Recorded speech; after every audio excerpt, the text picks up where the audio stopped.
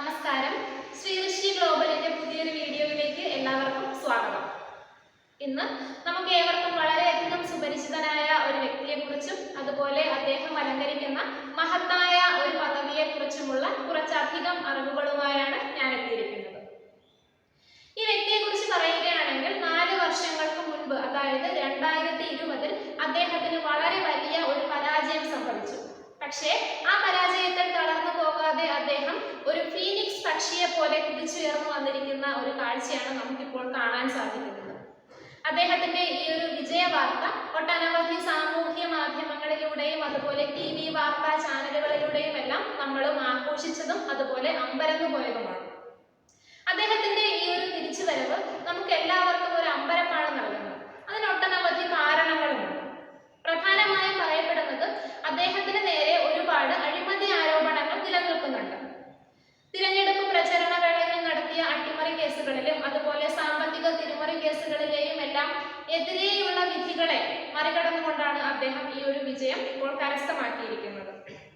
അതുപോലെ അദ്ദേഹത്തിന് ജൂലൈ മാസത്തിൽ അദ്ദേഹത്തിന് നേരെ ഒരു വധശ്രമവും ഉണ്ടായിട്ടുണ്ട്. പക്ഷെ അദ്ദേഹം അതിനെയെല്ലാം അതിജീവിച്ചു. ഇപ്പോൾ എല്ലാവർക്കും ഞാൻ ആരെക്കുറിച്ചാണ് പറയുന്നതെന്ന് മനസ്സിലായിട്ടുണ്ടാകും. അതെ, നമ്മുടെ 47ാമത്തെ അമേരിക്കയുടെ നിയുക്ത പ്രസിഡന്റ് ഡൊണാൾഡ് ട്രംപിനെ കുറിച്ചാണ് നമ്മുടെ ഇന്നത്തെ വീഡിയോ. അദ്ദേഹത്തെ കുറിച്ച് പറയുകയാണെങ്കിൽ 2016-20 കാലഘട്ടങ്ങളിൽ അദ്ദേഹം 45ാമത്തെ അമേരിക്കയുടെ പ്രസിഡന്റ് പദവി അലങ്കരിച്ചു. ആ സമയത്ത് അദ്ദേഹം വർഷം $1, അതായത് ഇന്ത്യൻ രൂപയിൽ 84.4 രൂപ മാത്രമാണ് ശമ്പളമായി സ്വീകരിച്ചിരുന്നത്. തുടർന്ന് അദ്ദേഹം 2020 വീണ്ടും പ്രസിഡന്റ് ആകുന്നതിന് വേണ്ടി മത്സരിക്കുകയും പരാജയപ്പെടുകയും ചെയ്തു. പക്ഷേ നേരത്തെ സൂചിപ്പിച്ചതുപോലെ അദ്ദേഹം തളർന്നു പോയില്ല. ഇപ്പോൾ വീണ്ടും ഇലക്ഷനിൽ മത്സരിച്ച് നമ്മുടെ അമേരിക്കയുടെ നിയുക്ത പ്രസിഡന്റായി മാറിയിരിക്കുകയാണ്. അമേരിക്കയുടെ ചരിത്രത്തെ സംബന്ധിച്ച് ഡൊണാൾഡ് ട്രംപിന്റെ ഈ ഒരു തിരിച്ചുവരവ് എക്കാലവും ഓർമ്മിക്കപ്പെടുന്ന തരത്തിലുള്ള ഒന്ന് തന്നെയാണ്. അതിന് ഒരുപാട് കാരണങ്ങളുണ്ട്. അമേരിക്കയിൽ തിരഞ്ഞെടുപ്പ് വഴി അധികാരത്തിലെത്തുന്ന ഏറ്റവും പ്രായം കൂടിയ വ്യക്തിയാണ് ഡൊണാൾഡ് ട്രംപ്. അദ്ദേഹം തന്റെ 78ാമത്തെ വയസ്സിലാണ് വീണ്ടും ഇപ്പോൾ വൈറ്റ് ഹൗസിലേക്ക് എത്താൻ പോകുന്നത്. അതും 47ാമത്തെ പ്രസിഡന്റായി.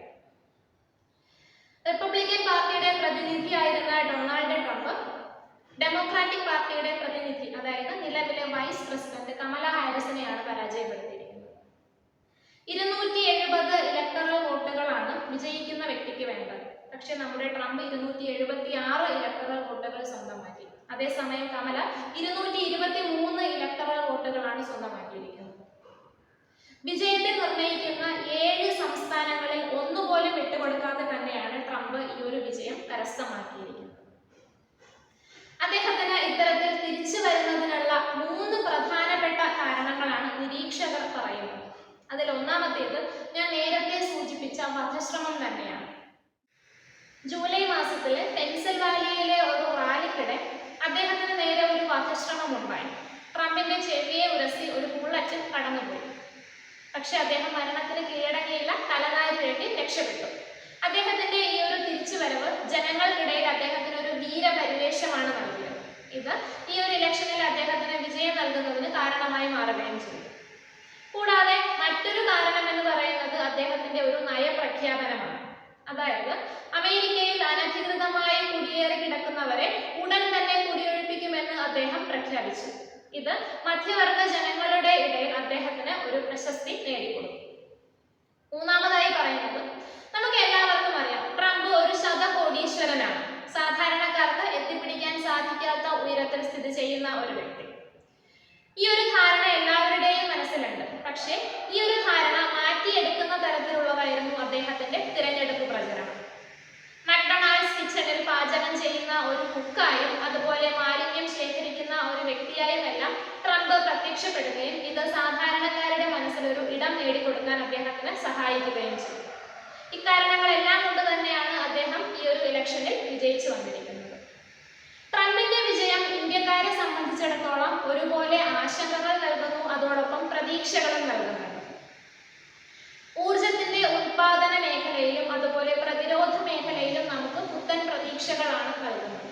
അതോടൊപ്പം ആശങ്കകൾ നൽകുന്നത് വ്യവസായ മേഖലകളിലും വിപണന മേഖലകളിലുമാണ്. പൊതുവെ പറയപ്പെടുന്ന ഒരു കാര്യം എന്തെന്നാൽ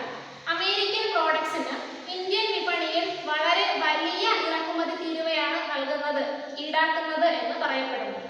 അതുകൊണ്ട് തന്നെ 2019 ട്രംപ് പ്രസിഡന്റ് ആയിരുന്ന സമയത്ത് അദ്ദേഹം ഇന്ത്യയെ ചുങ്കരാജാവ് എന്നാണ് വിശേഷിപ്പിച്ചിരുന്നത്. കാരണം ഹാർലി ഡേവിഡ്സൺ പോലെയുള്ള ആഡംബര ബൈക്കുകൾക്ക് ഇന്ത്യൻ വിപണിയിൽ വളരെ വലിയ ഇറക്കുമതി തീരുവയാണ് ഈടാക്കുന്നത്. അതുകൊണ്ട് തന്നെയാണ് US വിപണന രംഗത്ത് ഇന്ത്യക്ക് നൽകിയിരിക്കുന്ന പ്രത്യേക പദവി GSP നിർത്തലാക്കിയത്. ഇത് നമുക്കൊരു ആശങ്ക നൽകുന്ന കാര്യമാണ്. കൂടാതെ മറ്റൊരു കാരണം കൂടിയുണ്ട്. അദ്ദേഹത്തിന്റെ നയപ്രഖ്യാപനം ഞാൻ നേരത്തെ പറഞ്ഞതാണല്ലോ, അതായത് അനധികൃതമായി അമേരിക്കയിൽ കുടിയേറി പാർക്കുന്നവരെ ഉടൻ തന്നെ കുടിയൊഴിപ്പിക്കുമെന്ന്. ഈ ഒരു കാര്യം കൂടുതലായി ബാധിക്കാൻ പോകുന്നത് ഇന്ത്യക്കാരെ തന്നെയായിരിക്കും.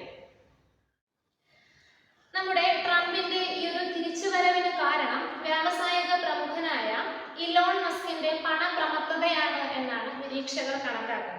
കാരണം ഇതിനോടകം തന്നെ അമേരിക്കയിൽ മസ്കുലേഷൻ അഥവാ മസ്ക് വൽക്കരണം എന്ന പ്രോസസ് ആരംഭിച്ചു കഴിഞ്ഞിരിക്കുന്നു.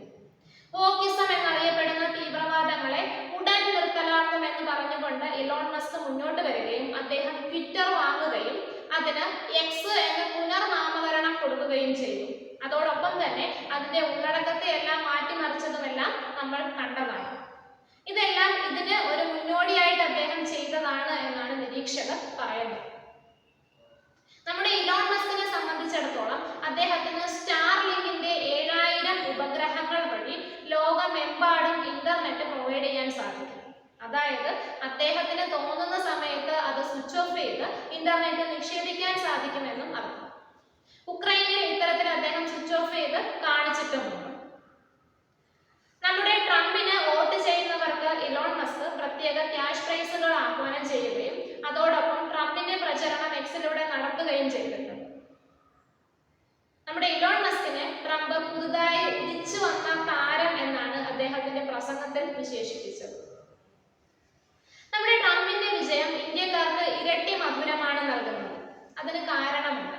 അമേരിക്കയുടെ നിയുക്ത സെക്കൻഡ് ലേഡി, അതായത് നിയുക്ത വൈസ് പ്രസിഡന്റ് JD ഹാൻസിന്റെ ഭാര്യ ഉഷ ചിലുക്കുറി നമ്മുടെ ഇന്ത്യയിലെ ആന്ധ്രാപ്രദേശിലെ ചിലുക്കുറി കുടുംബത്തിലെ അംഗമാണ്.